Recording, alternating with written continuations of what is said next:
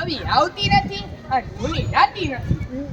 ઈ તો સાચું હોતા તો પછી આ બધાયને એમ જ હોય. સાચી વાત.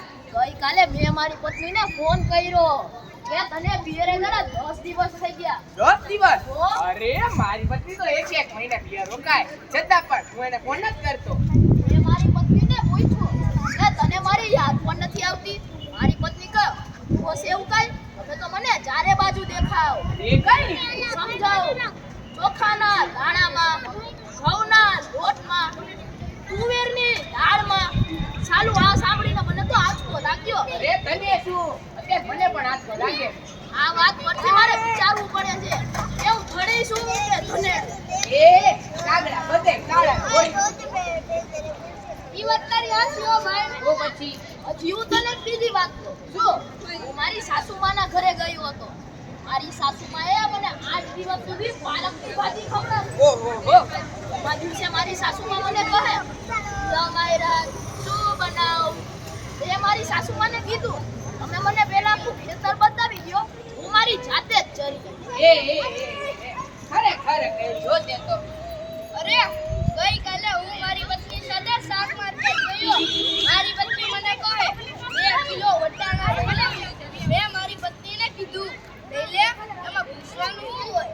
તો મારી પત્ની મને કહે અરે પૂછવું તો પડે ને, એ વટાણા ફોડવાના તમારે જ છે ને. લ્યો કરો વાત. અરે પાયુડી ક્યાં માંડો છો? આજ ખાલી મરજાનો જુઓ ને. મારી ટિગ્નોરના હાથમાં મોબાઈલ આવ્યો એટલે પતી જ ગયું, સમજી લ્યો. આપણી સાથે વાત કરતા હોય અને કોઈનો ફોન આવે એટલે હાલવા જ મંડે. આપણે કાઈ ખેતરના ઉભેલા ચાડિયા છીએ? એના મને તબડે એવા જોઈ એના હાથમાં મોબાઈલ આવે એટલે કરલો દુનિયા મુઠ્ઠી મે. ધીરુભાઈ અંબાણી જોઈ લ્યો. એ જ્યારથી હમણાં નવું જીઓ આવ્યું છે ને ત્યારથી તો પરજા આપણો જીવ લઈ ગઈ છે.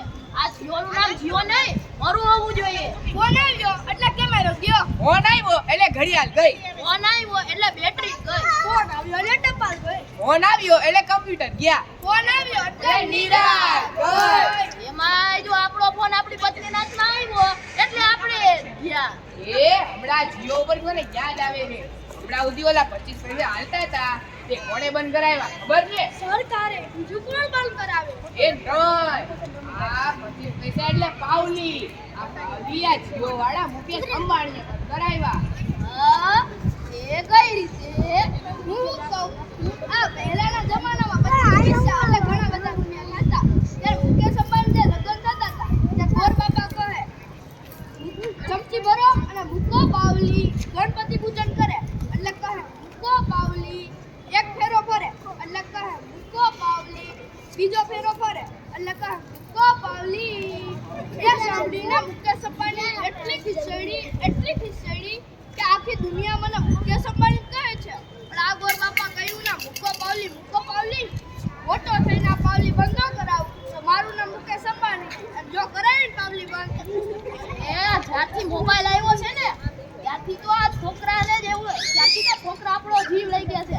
આ મોબાઈલના કારણે છોકરા એટલા બગડ્યા છે જાણે કે ફોન જ એનો માં અને બાપ હોય.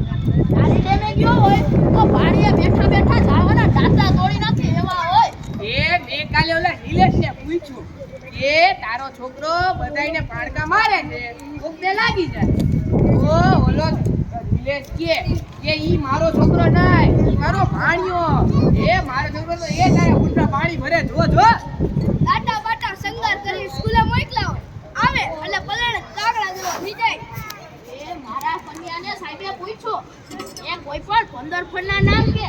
મારા કન્યાએ કીધું પહેલું તો સફરજન, બીજું ચીકુ, ત્રીજું પપૈયું અને એક ડઝન કેળા. યાના 15 ફળ. યો કરો વાત. એ આપણા છોકરાની વાત મૂકો તડકે. અરે આપણી જ વાત લઈ લ્યો. અરે એક પરિવારમાં કે છોકરું જન્મે ત્યારે એની માં કહે કે નાક મારા જેવું છે, બાપો કહે આંખ મારા જેવી છે, અને કાકો કહે કે વાળ મારા જેવા છે. અને એમાં જો મામા આવે અને ઈ કહે કે હાસ્ય તો મારા જેવું છે. અને આ છોકરો મોટો થઈને કંઈક અવનવા કામ કરે એટલે આખા પરિવાર વાળા ચાલુ થઈ જાય. ત્યાં કોના ઉપર ગયો હરામખોર. હાલો ઘરે આ બધા પંચાયત કરવા નવરા છે. ઘણા બધા હાલો હાલો હાલો